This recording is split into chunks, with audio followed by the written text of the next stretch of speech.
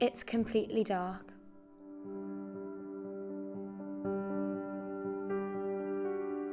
I didn't even look around. I didn't even cry.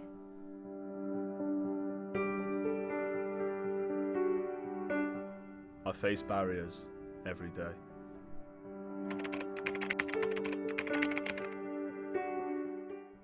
When my mum was having me, she didn't realise that I was deaf until about 18 months old.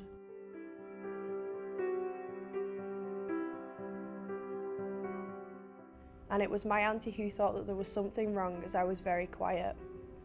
If someone shouted, I never looked around, anything like that. My auntie said to my mum that there was something wrong. I think she may be deaf.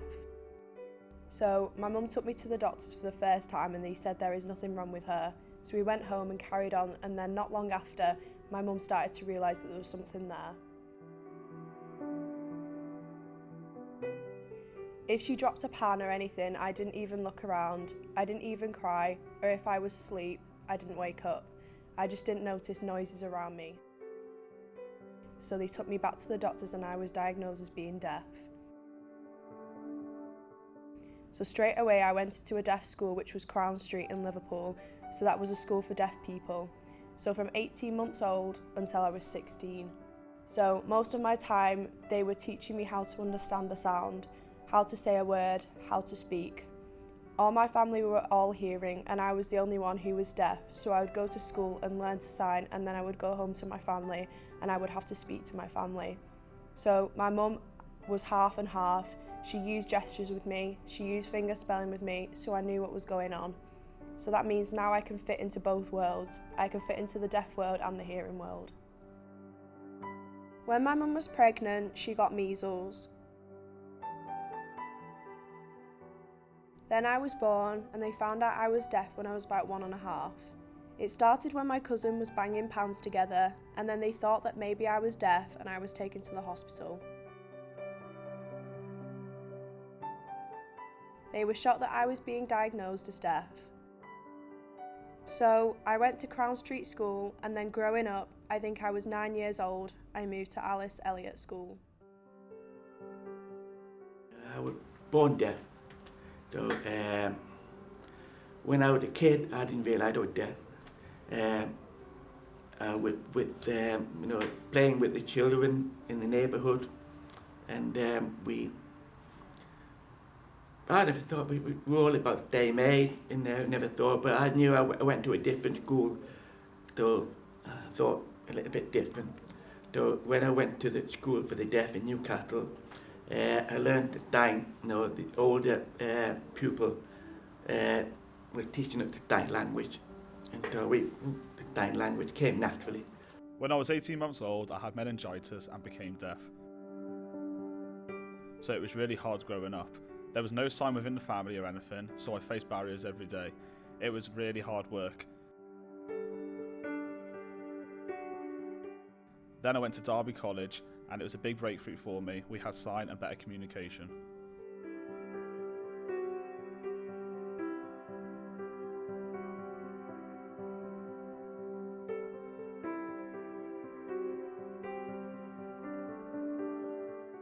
Billy Waring attends Merseyside Society for Deaf People, where he can socialise with other members.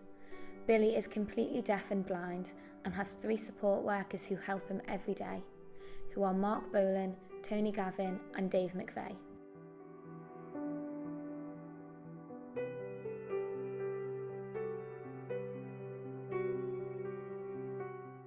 Mark is signing to him now.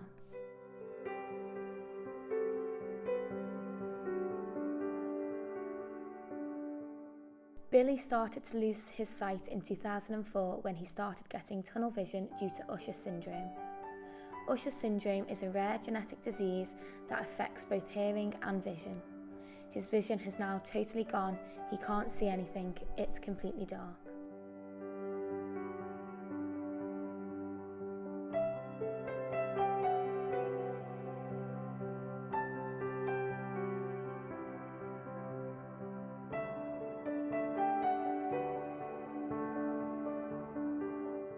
Billy enjoys coming to the Deaf Centre for the bingo and the coffee mornings. He says he is happy being involved in the charity.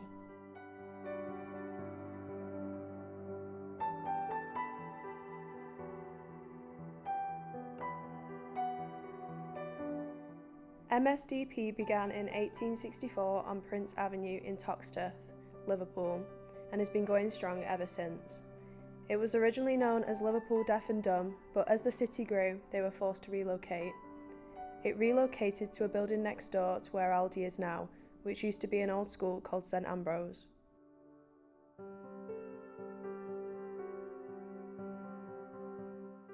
MSDP took over as the Deaf Centre after that. They stayed there until 2015 when they had to sell it since the building had difficulties and was too expensive to restore. This left the charity with nowhere to go for a few years, so they went to the tennis club, who agreed to allow them to use its facilities. They moved in 2017 and have remained there ever since.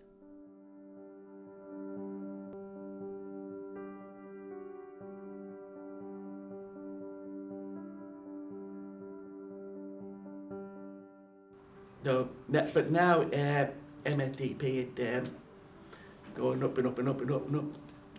We've got really good staff, and I've seen how, especially in the pandemic, how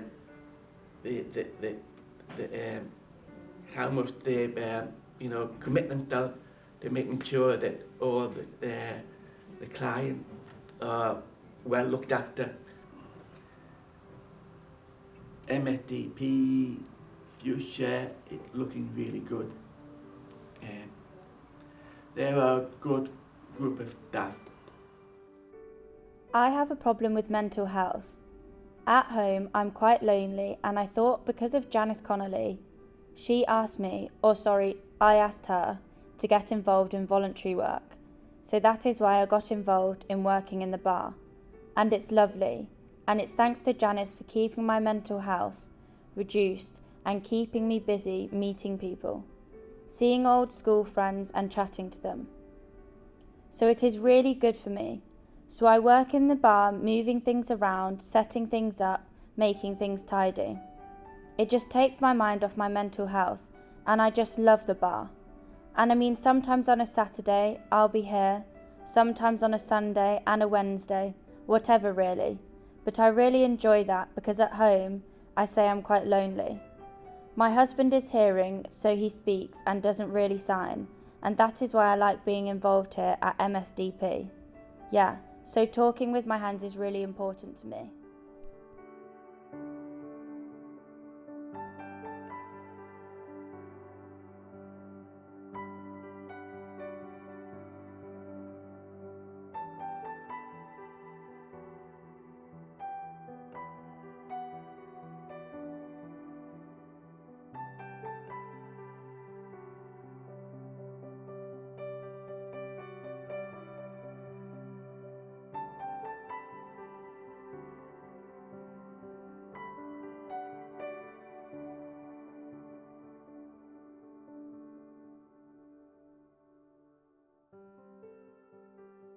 Janice, the Community Liaison Officer for the Merseyside Society for Deaf People, believes that GPs and NHS professionals should hire a deaf person to work in their office.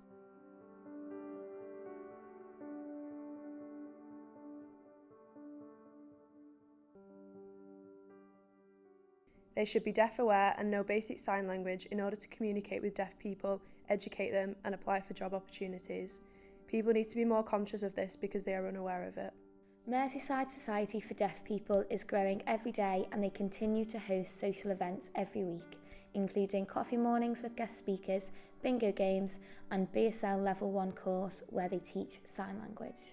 BSL is the British Sign Language used in the UK, and it is the first language used within the deaf community. BSL is now at its third reading at Parliament, which means it's a step closer to becoming an official language in England. To get in touch with MSDP, visit msdp.org.uk or call 0151 22 80888.